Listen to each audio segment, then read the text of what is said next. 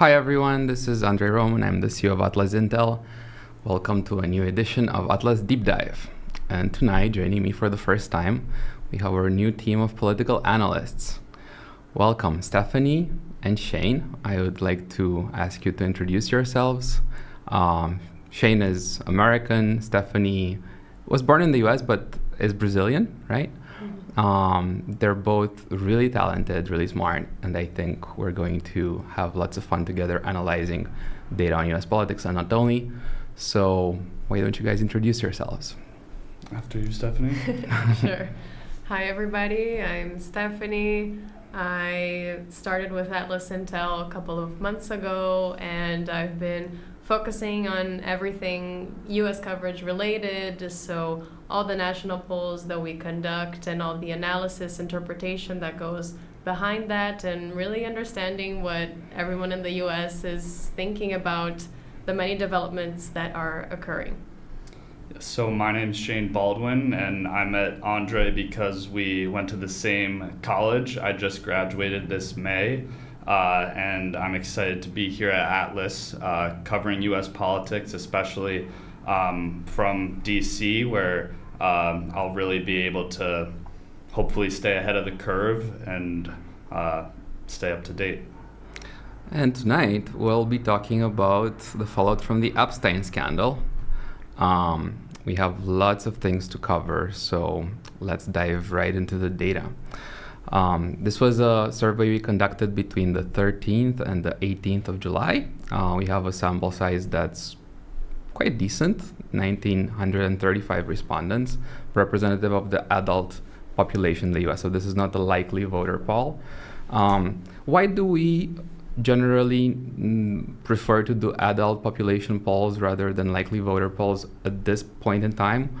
Well, it's because we don't really know who's likely to vote in the next election, right? There's lots of things happening right now in terms of political engagement in the US. I would say that in general, there is more engagement among independents than actually on either the left wing or the right wing of the political spectrum. I think in terms of both Democrats and Republicans, there's kind of a wave of disenchantment with the party dynamics in both cases. It's not totally haphazard that Elon Musk is talking about the necessity of a third party in American politics.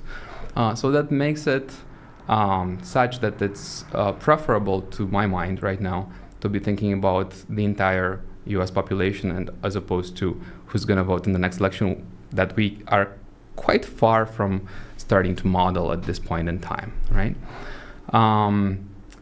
Epstein, I think, has perhaps been the single most consequential event for the Trump administration so far. I think in terms of the dynamics of our high-frequency polling, in terms of what we're seeing in the crosstabs when we're talking about partisan identification, how Republicans think about Trump, how Trump's own voters think about his performance and the fallout of this scandal, it appears to be really significant. This is also why we conducted this poll. This is a complement to our July presidential approval poll that we would normally focus on covering in depth. I think this time we're starting our approach in a bit of a different way, thinking about what Epstein means as sort of this watershed moment in American politics. And the first question we asked was, how important, if at all, do you think the Epstein scandal will be when you decide how you're going to vote in the 2026 midterms? It appears that a significant majority thinks it will be very important or important. 37.4% very important, plus 15% important. Not important at all, 26%. That's considerably lower number. What do you guys think about this, Stephanie? What do you make of Epstein in terms of its impact going forward, based on what we're still going to be discussing tonight, but also in terms of what you've seen about the files, everything that was debated in the media, and in particular the way the Trump administration has been administering this scandal. Yeah, so this is a very big story that has gotten a lot of attention, and it represents a certain worldview of how things function in society, and that gives it a very strong meaning for people. The Epstein story scandal is connected to these conspiracy theories that that imagine elites and as evil people with ties to the government who act in morally repulsive ways, and Epstein is this example and the image of all of this, representing all of this.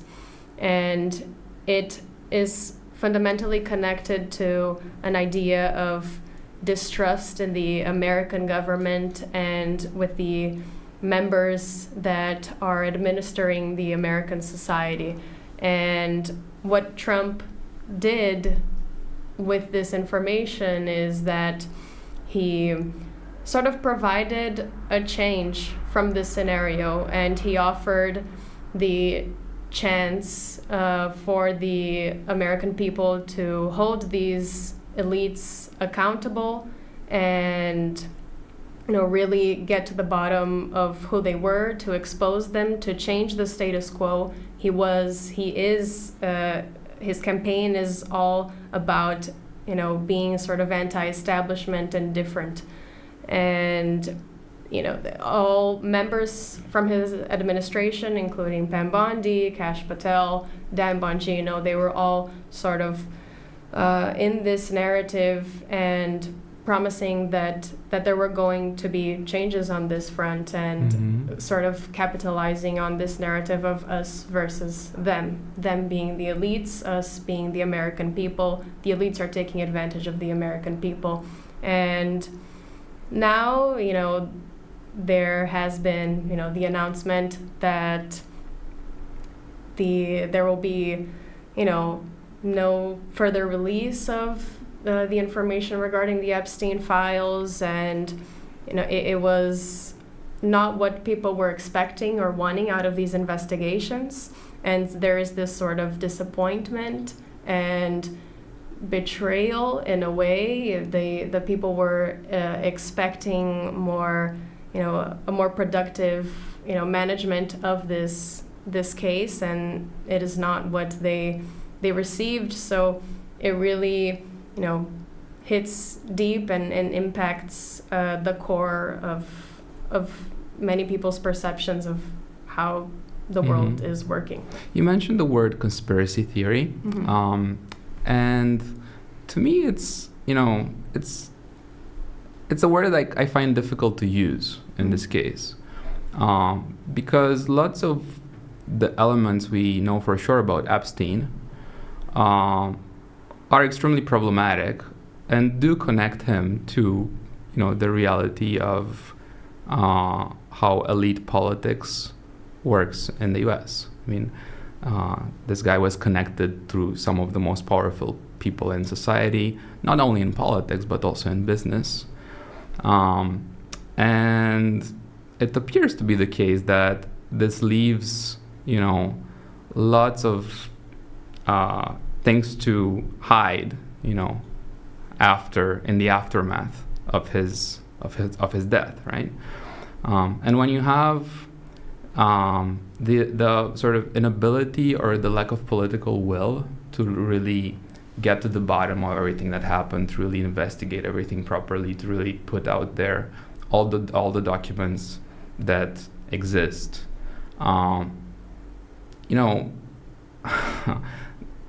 it's not that the conspiracy theory gets created because people are crazy, right? It gets created because there's something really rotten about the entire affair, and people want to get to the bottom of it. And how do you get to the bottom of something like this? Well, you think logically about hypotheses, what could have happened. You analyze the available evidence out there. And yeah, there may be crazy theories and hypotheses, but if the authorities that be wouldn't do the job that they're kind of assigned to do, then what are sort of the people to make out of this, right? So it's kind of hard to understand, I think, for the American public, what is it really that it's a conspiracy theory in all of this, and kind of distinguish fact from fiction. I think that's the most problematic thing.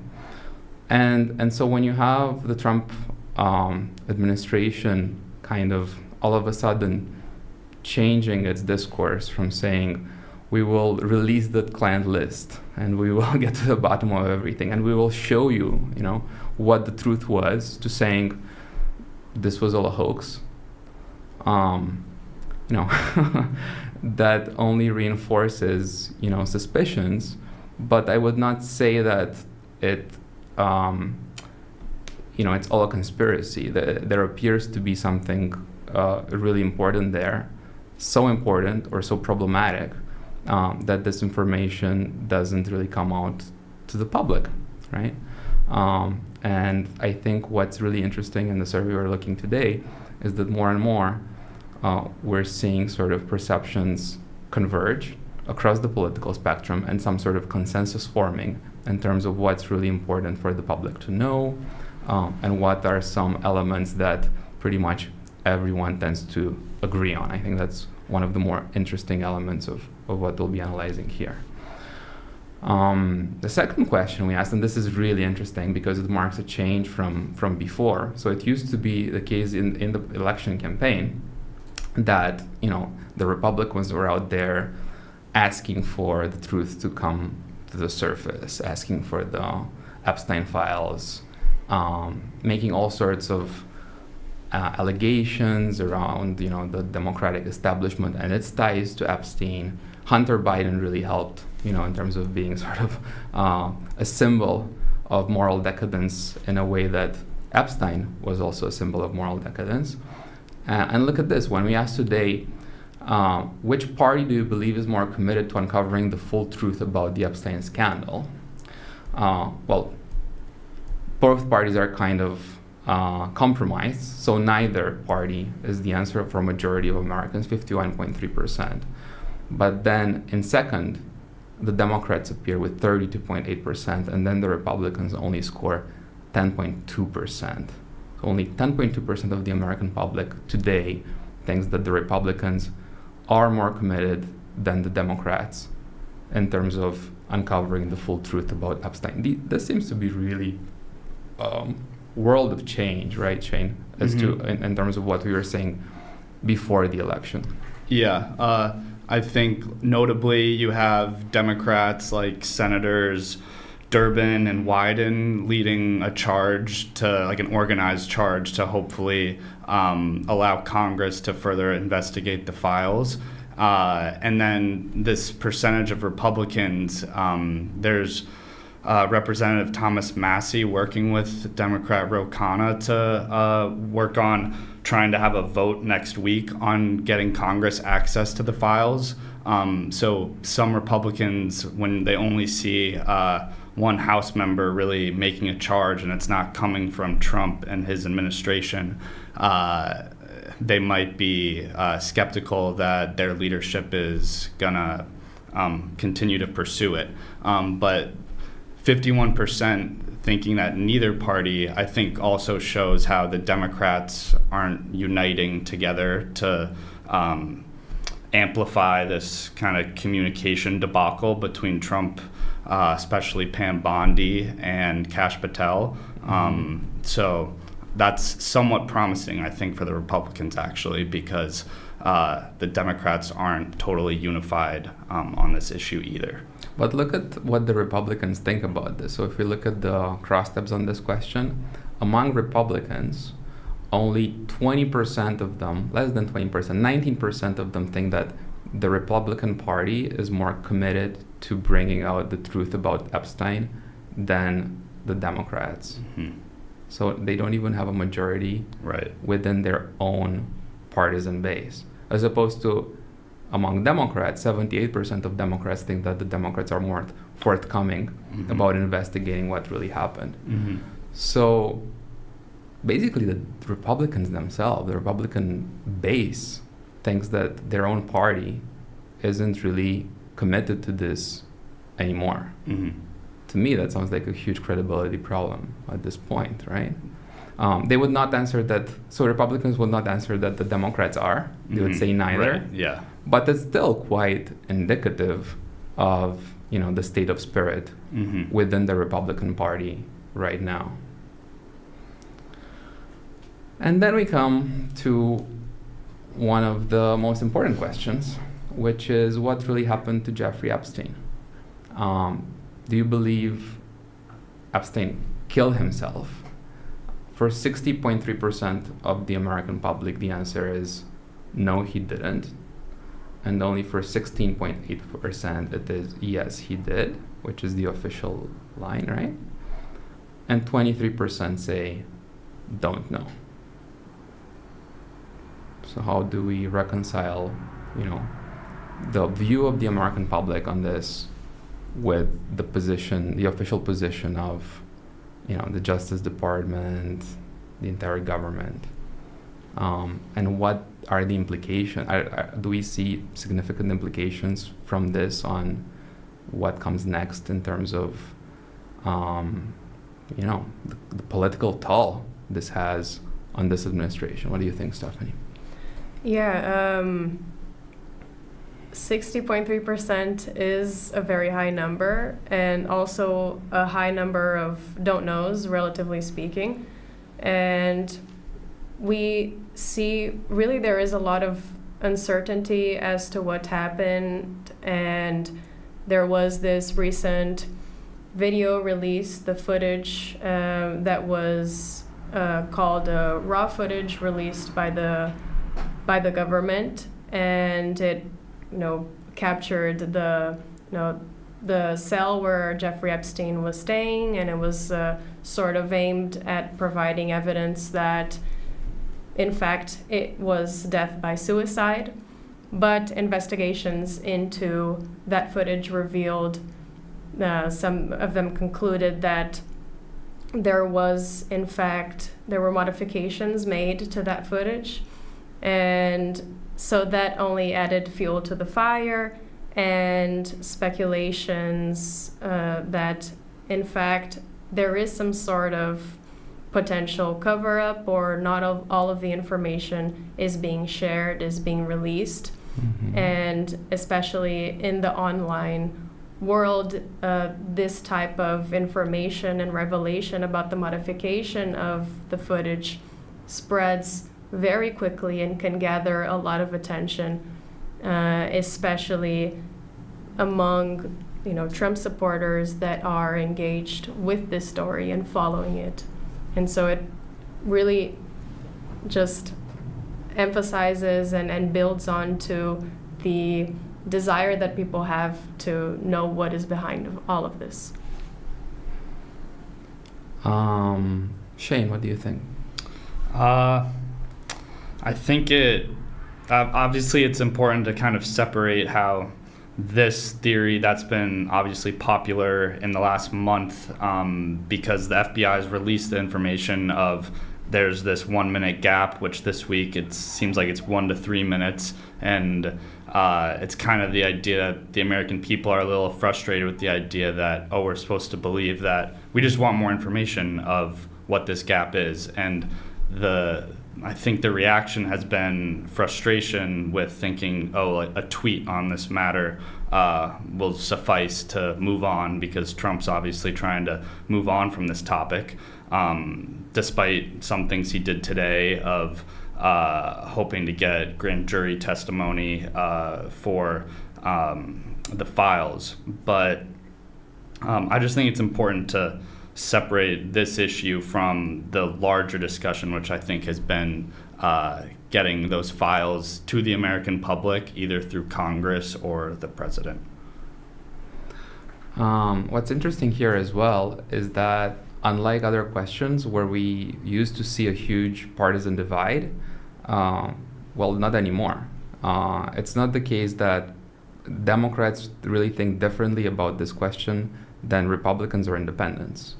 70% of Democrats think that Epstein didn't kill himself, 54% of Republicans, and 60% of independents. And only relatively small minorities think that he killed himself, right? So this is very telling of a matter where you have a consensus emerging in U.S. politics that kind of unites people across partisan lines. That's very rare, right? Virtually anything in U.S. politics today is polarized, is politicized.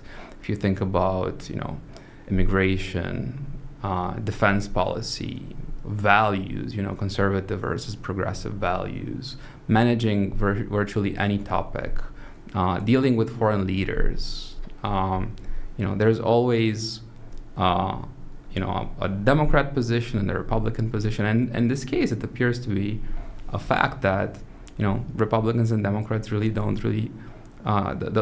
see the matter in such a different way. So if this is a conspiracy theory, perhaps, then pretty much everyone fell for it in the same way.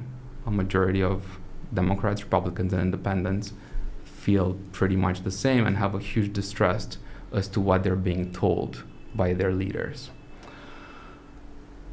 So then we asked, kind of to figure out and stress test this hypothesis that maybe it is the case that there are still partisan differences between Democrats and Republicans.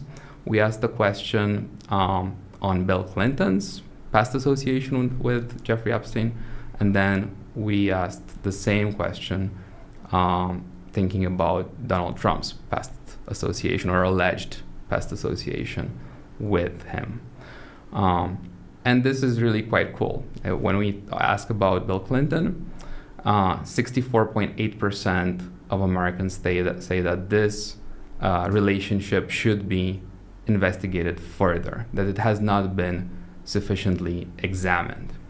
Only 17.8%, to be more precise, say that this is a matter that does not need further examination. The vast majority say that it should continue to be investigated. And when we ask about Trump, guess what? And this is just a coincidence, that numerically it's the exact same percentage. I thought this could be a mistake on the graph, but no, it's not. It's the exact same percentage. 64.8% of Americans, when asked about Donald Trump's association with Epstein, also say that it should be investigated further. In his case, a percentage that say that the matter has already been, investigated sufficiently is a bit higher than for Clinton, 25% compared to 18%. But, it's kind of the same result. 64.8 to 64.8 on one of the categories of response. What do we make of that, Stephanie? What do you think? Does this reinforce, the view that, Americans have kind of had enough of their political elites on both sides of the political spectrum? Yeah, I agree totally with that interpretation. The fact that we have very similar percentages on the yes, it should be investigated further category for both members, one from the Democratic, the other one from the Republican Party, really shows that there is a broad discontent with both sides of the political spectrum in government, and there is equal suspicion towards both sides and distrust. And yeah, it basically reinforces this trend that we've been seeing of increasing dissatisfaction with the government and all of that and how it's been managing and engaging with the citizens and representing their interests. Mm-hmm. And I think in this little small jump for Trump, people thinking that he has been sufficiently examined, I think has to do with some people thinking, if Trump was implicated, they've known the connection between Trump and Epstein, but now people think that he would have been found by now. And there's like a sentiment going around of why would the Democrats who had the files maybe under Biden, why wouldn't Trump have been implicated? So maybe that boosts him a little bit there. And the feeling that probably out of any U.S. politician, Bill Clinton's had his own scandals, but Trump's probably been investigated more than any other politician. So I think that might give him the small bump there. So then let's let's see what people say about the next question, which is whether Trump has been fully transparent about this past relationship. Because if it were the case that people really bought this argument that Shane just brought, we would probably have to see real positive results for him here, and that's not exactly the case, right? So do you believe Trump has been fully transparent about Jeffrey Epstein during his presidency or the current administration? 50.5% say he hasn't been transparent at all. 22.2% say he's been fully transparent, so that's the complete opposite of the first category. 9.7% say not very transparent, and 8.3% say somewhat transparent, and then unsure 9%. So it's not a catastrophe. It's clear that Trump retains a very faithful base. In this case, 22.2% have nothing to worry about or complain when it comes to this. But it does feel, though, that 22.2% is perhaps less of the base we thought he had prior to this scandal, right? So when we think about the Trump phenomenon becoming kind of a hegemony within the Republican Party, when we think about the huge wave of popularity that rode him to power and then had him come back in spite of everything that happened, in spite of the scandal about the invasion of the Capitol, the judicial proceedings, the huge media backlash against his administration and everything. You'd probably expect these numbers to look a bit better. So does this indicate, you think, Shane, that as much as there are many people still out there to support him and defend him, that perhaps this indicates the beginning of an erosion of his base of support? Yes, I definitely think the voters not thinking he's being transparent at all about this matter is stemming from so much communication on people in his cabinet on the issue of the Epstein files, from Pam Bondi and Kash Patel, and then almost feeling like nothing's coming from him other than actively trying to refer to it as a distraction lately. So I think that is mainly probably what is most salient in people's minds here. It really looks as if, when we look at the cross-ups here, that Trump is losing the independent vote, right? So Republicans still kind of give him the benefit of the doubt. 44% of Republicans say that he's been fully transparent. You sum that with somewhat transparent, and it comes to a majority of Republicans that, still give him the benefit of the doubt when it comes to Epstein. But when it comes to independents, he's only got, 13% of independents on this scandal. So that's really worrying to my mind, particularly when it comes to the future, how the independents are going to behave in the midterms, how they're going to mobilize their support going forward. This seems to be quite problematic. I mean, the independents got alienated by the Democrats in a big way, also because of issues regarding, morality, sort of the entrenchment of the Democratic Party establishment, the kind of opaque nature of decision making, right? the feeling that the elites of the Democratic Party were totally aloof from what the American people really need and care for, their actual interests.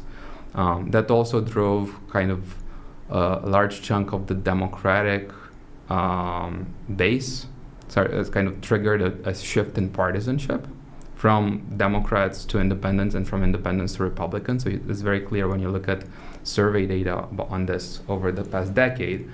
There has been a consistent pattern of Democrats kind of losing supporters and then changing partisan affiliation to independents, and then more and more independents kind of turning more conservative.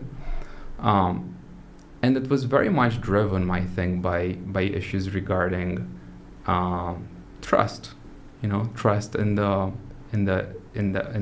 institutions and in the elites that kind of are associated with those institutions. And that also explains how Trump kind of became the phenomenon he was, as an outsider and as someone who has sort of the popular legitimacy to take on these corrupt elites and kind of correct course on behalf of the American public.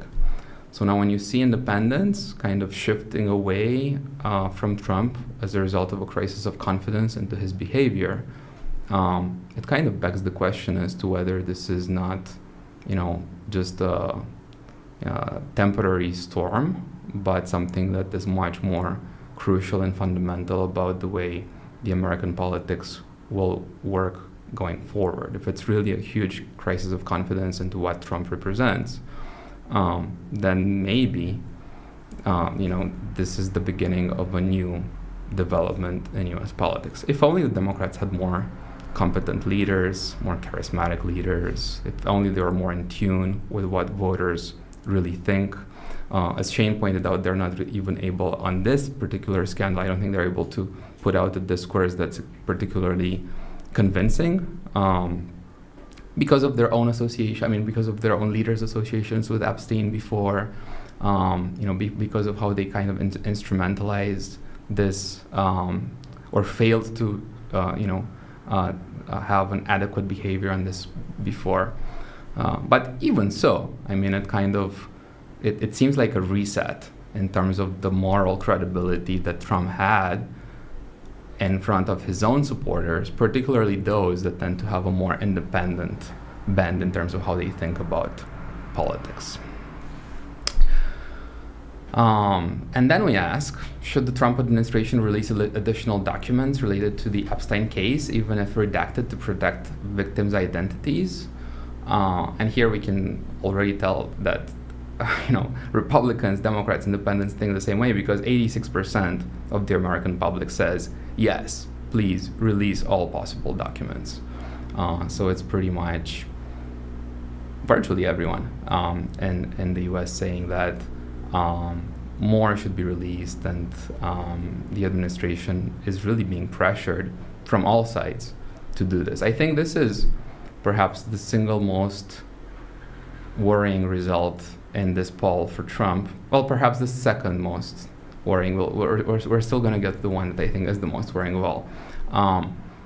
Because it feels like if they don't do anything from now on, if they just pretend nothing happened, and if they kind of stick to the discourse that this was a hoax and there's nothing else left, they're going to be going against 86% of the American public that are demanding further elaboration, further investigation, more documents. So what do we think is plausible based on this going forward? What could they do, looking at this and kind of feeling the pressure? What is Pam Bondi to do starting tomorrow? Stephanie, what do you think? If you were Pam Bondi, what would you do? Well, the answer is there. Release all possible documents. There has been this very strong perception of a lack of transparency, and the demand is very clear, and it's being vocalized very clearly from all corners of the internet and in our polls as well. So the release of the Epstein files would be a way for them to move on from this. Now, depends on also what is in the Epstein files. And then if it depends on who is implicated and what that could, bring, that could possibly bring additional problems. But it is very clear that the release is a way for them to move on from this. And also, it's not productive, the behavior that Trump has been adopting, for example, saying that he did not want the support of people who were believing in the so-called hoax, and called some of his supporters weaklings. And he called some of his supporters former supporters. Yeah. which seems problematic. That creates more distance and a sense of betrayal and of lack of a representation. And so different actions are warranted. So let's look at this other question. Based on Pam Bondi's February 2025 claim on Fox News that the Jeffrey Epstein client list was sitting on my desk right now to review, do you believe such a list actually exists? Right. So this is something that the Attorney General of the U.S. said in a TV interview. Now she says she meant something different, right? And so we asked the American public, what do they make of it all? What do they stick with, her initial claim or her current explanation? Well, for 74.3%, an authentic Epstein client list does exist, and only 9.7% say that no authentic client list exists. 16% say don't know, and the first thing that people, I think about this right now is also Elon Musk's allegation once he had his break with Trump, that Trump's name was actually on this list. So this seems also quite problematic for Trump at this point, because as long as a huge majority of the American public waits on for this list, I don't think the issue is just going to go away. I mean, people are waiting for the list to come out because they want to see if Trump's name is there. And if it is, that's going to be a huge problem. And then if it isn't, then why wasn't it released earlier? Right? So I think there's going to be issues in terms of the credibility of that list, or what is the list that we're actually seeing? What does it mean, right? What do you make of this, Shane? Do you think this is a surprising result? Does it surprise you in any way? What do you think? Yes, I mean, I think in comparison to the previous one on releasing all possible documents can help the Trump administration of I think anything's going to be better than nothing for them in terms of just getting documents, whether that's to Congress so they can get subpoenas to investigate banks and things like that further. There have been articles about Senator Wyden, a Democrat, focused on that, like following the money connected to Epstein. So I think that the people, American people, are definitely just getting at that they want more information, but the direct Bondi quote of the client list definitely derives from wanting accountability for leaders who I think most people presume to be on a list, if that list does exist. And then I think this is perhaps the worst result for Trump in all of this poll. It's specifically the question on does this kind of turnaround for Pam Bondi, where she contradicts her previous claim, first saying a client list existing, then saying it didn't, and then also saying that there's no further material to be released and that there's nothing really there incriminating Trump. Do people believe that this is a cover-up operation by the DOJ or not? 54.1% of Americans believe that, yes, the Department of Justice is currently attempting a cover-up to protect Trump when it comes to his previous relationship with Jeffrey Epstein. And 25.7%, considerably lower percentage, say that the Department of Justice is not attempting a cover-up. And then 20% say they don't know. If I were to pick, the single most negative, result in the study, it would probably be this one. Also because when you look at the Republicans, only 55%, so barely a majority, are in the second category, saying that clearly the DOJ is not attempting to cover anything up for Trump. 70% of independents believe in the cover-up hypothesis, together with almost 90% of Democrats. Mm-hmm. And we are looking at Trump's own voters from 2024. 14% of those suspect the cover-up, and 36% say they don't know. So, you have a minority that's not even that small. It's more than 10% that doesn't like at all what they've been seeing. And then you have a third of the Trump base being kind of, this is all very suspicious. What does it all mean? So it's not looking great for Trump in terms of what has been happening so far on this front. And in particular, I don't think it's very clear what is next in terms of a way out. I mean, it feels like they didn't really leave much possibility to have an escape route and kind of, build build on what they've done, build a storyline where everything kind of falls in place and everything can be worked around, and that he can really save face from all of this. So, we'll see what happens next, but I think this is quite problematic. And then kind of very similar results on Pam Bondi's potential resignation. It's virtually the same results. So people who suspect that there could have been a cover-up say that she should resign. Those that don't really see anything wrong say that she should remain. So these are very similar answers to the previous question. I don't think there's much to add on here. When we ask about how the Epstein case affected people's view of Trump's leadership, 56% say that it didn't really change much in terms of what they think of him, but 42% do say that it worsened their view. And within that category, there's almost 30% of Trump's voters, and almost 30% of Republicans, and almost 50% of independents, right?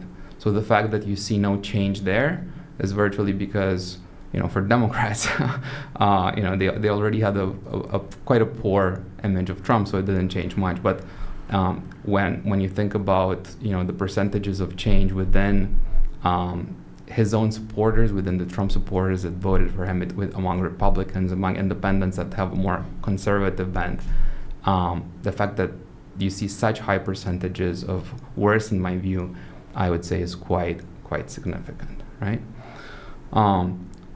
And then we look at Trump's approval rating, and we see that, it went up, but really, compared to all the magnitude of the results we've been seeing from the Epstein case, one could perhaps expect something worse. Compared to June, the disapproval rating went up by 1.6 percentage points, from 53.3 to 54.9. The approval rating went down by just 0.7, so less than a percentage point.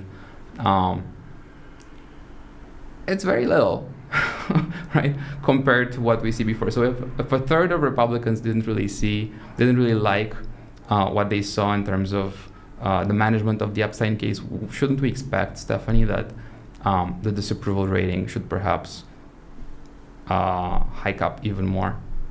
Yeah, we should expect that. And I think part of the answer to this is that the person who is taking most of the fall and the blame is Pam Bondi.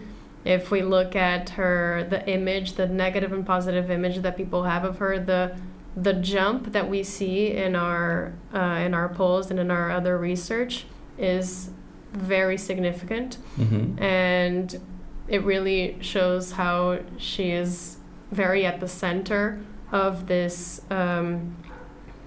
controversy, and it's also something that Trump himself contributes to, because he says that it's also her authority. She has the authority over the investigations. She can release whatever she finds credible. Mhm. And so I think that So is she's kind of a scapegoat for part of the some of story. those who Yeah.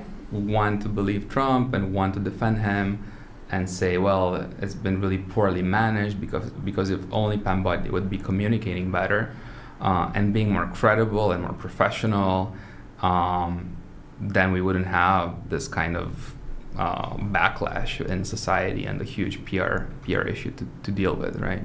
Right. And this week he's definitely been defending her and kind of taking her side because of her loyalty, and I think because of a lot of the work in terms of the immigration issue, which I think Trump credits a lot to her help, but he definitely hasn't been trying to distance himself at all. I think he's been coming to her defense mainly recently, which has been interesting because compared to his first term, I think he was quick to separate with anybody that might have given him a problem.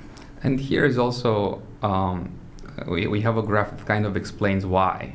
Why is it the case that it's so hard for this disapproval rating to go up? Well, guess what?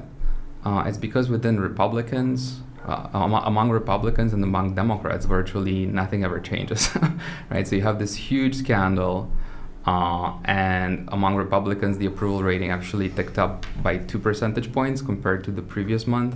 Among Democrats, well, 99%, 98% were already disapproving Trump. Now it's 99%, so virtually no change. So the only chunk that really does change is the independent vote. And within those, you already had also significant opposition to Trump, 56% in the previous poll. Now it went up to 69%. That's a significant jump. But if you think about the fact that, the independents also only make up 35 to 40% of the American adult population. And then within that chunk, their positions are also quite crystallized. It is the case that, many people do call themselves independent, but, they almost always vote Republican or they almost always vote Democrat. So it's more of a way of, trying to demonstrate to themselves or to others that they're more open-minded about the way they think about the world and politics. But a significant part of them do have a very strong bias when it comes to how they analyze politics, even as they don't acknowledge it as such. So that makes it, that brings us to a situation where incremental change is very slow, right? And both when it comes to increasing approval or a downside to approval ratings, these are very sticky and much more so than they used to be before in American politics. Society has never been as polarized as it is today, and that means that even things that are as impactful as this scandal, at the end of the day, in the very short term, don't have such a huge impact on the overall situation. With, though, I think the addendum of one of the comments we made, which is if a trend is reversed, then that is, though, something that is very important. So if it was the case that this is a crisis of confidence in Trump and in Republicans more broadly, that kind of, reverses the trend of independents kind of becoming more conservative, of progressives consistently seeing their base eroded over time because they're not in sync with, the grassroots, with their communities anymore, then this will, though, be very significant, even as the immediate impact is not that large. It's just that it's a sort of a cumulative, gradual impact that we'll have to wait for going forward. Here we have another comparative graph that looks at issues, and this is also small changes, but I would say that there's something very interesting here, which is immigration. You're seeing the worst single result in the time series on immigration for the Trump administration at this point. 54% of Americans say that the administration's handling of this topic is terrible or poor, and only 45% say that it's excellent or good. And this used to be, at the beginning of the administration, kind of a thing that they did really well on. I mean, there was a huge border crisis, and they solved it within like 2 weeks of assuming office. There were millions of people coming into the country, over the past few years, more immigrants in the U.S. and in the Biden administration than babies getting born.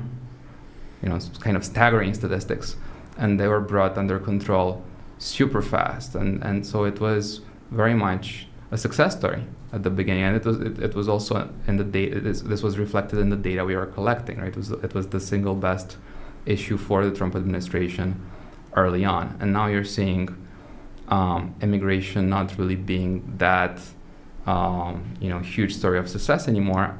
I think in part because they've perhaps gone overkill. All these immigration raids, deporting international students for reasons that seem oftentimes not serious enough, right? I mean, an op-ed supporting, the Palestinian cause, and the Turkish student kind of losing her student visa and almost getting deported over an op-ed in a student newspaper. That seems a bit, radical, to the point where you'd expect it would have a toll on how people think of Trump's record on immigration. And then the second thing that appears quite worrying here, I would say, is national debt.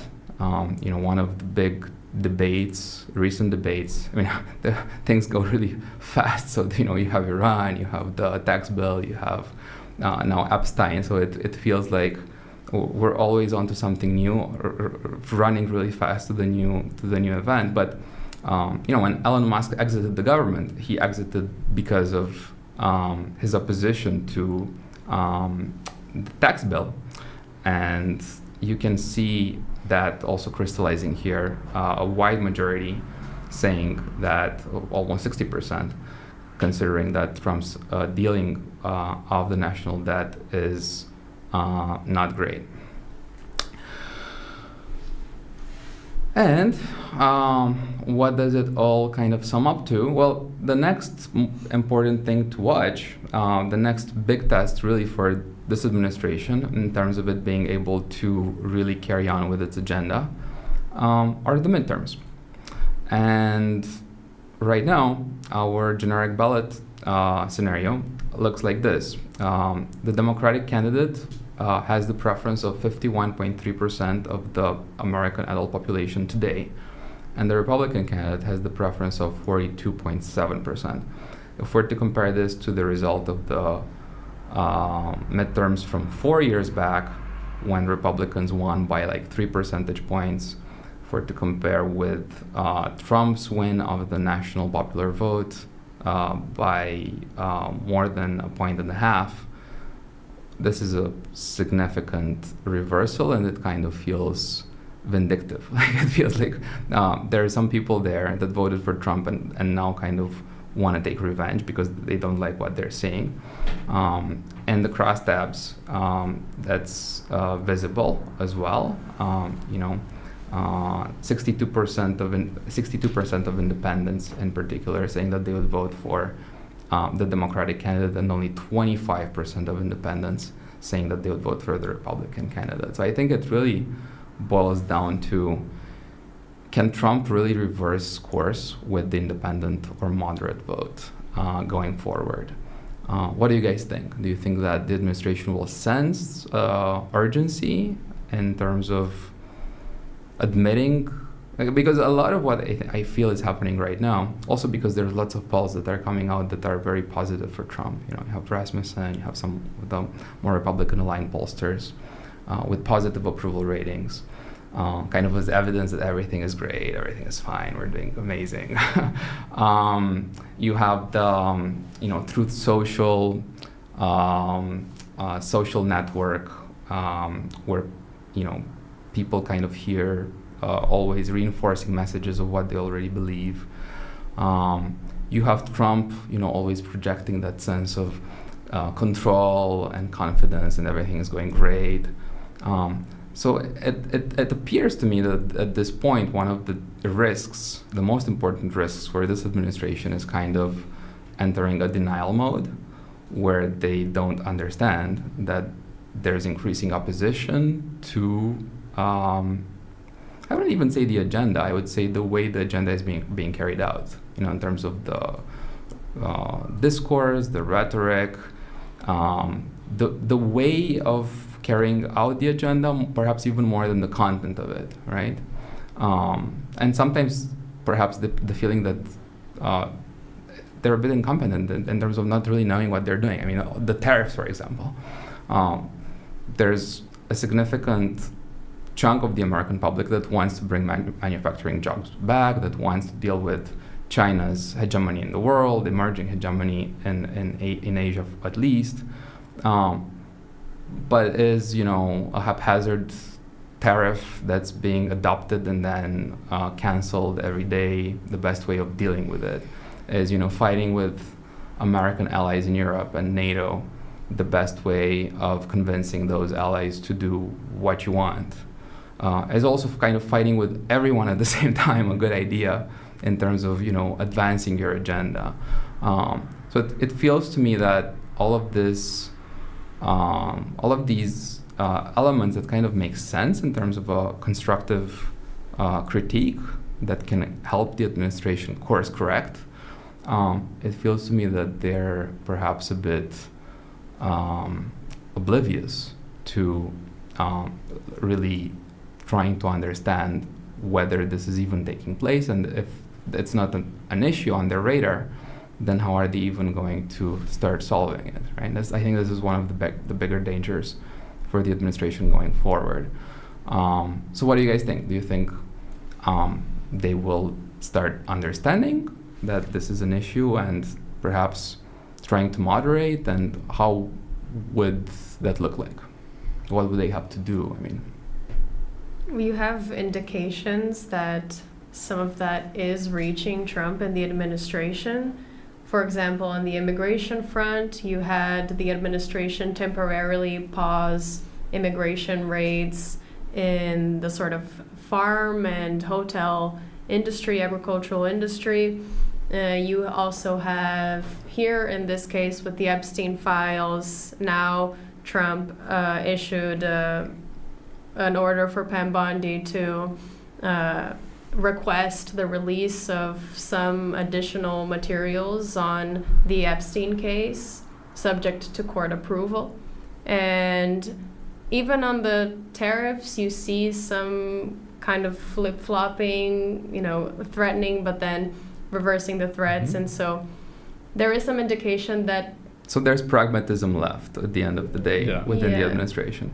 I think also maybe with the national debt, obviously we're addressing as 59% disapproval, but maybe some of the news from this week of the rescissions to some of the spending and things like foreign aid and PBS public broadcasting, maybe that's an attempt by Trump to maybe claw back some of the big beautiful bills effects to the national debt and spending, which he's been criticized for lately. Yeah. Well, my friends, we'll see what happens next. I'm in particular quite curious as to whether we'll ever see the Epstein client list, whether we'll ever see Trump's name on that list. Part of me kind of wants for the list to get leaked, as it usually happens in the US. Things get leaked and then we know. So who knows? Maybe we'll get to see that at some point. But for now, it does appear to be the case that this was a very negative, scandal for the administration.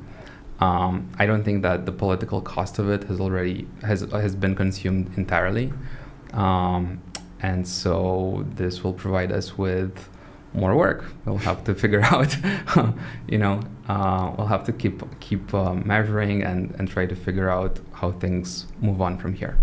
But for now, I think we're out of time. I would like to thank you. Thank you, Stephanie. Thank you, Shane. Thank you, Andre. Thank you. It was great, and thank you to everyone that watched us, and we'll see you soon once again for a new edition of Atlas Deep Dive. Good night.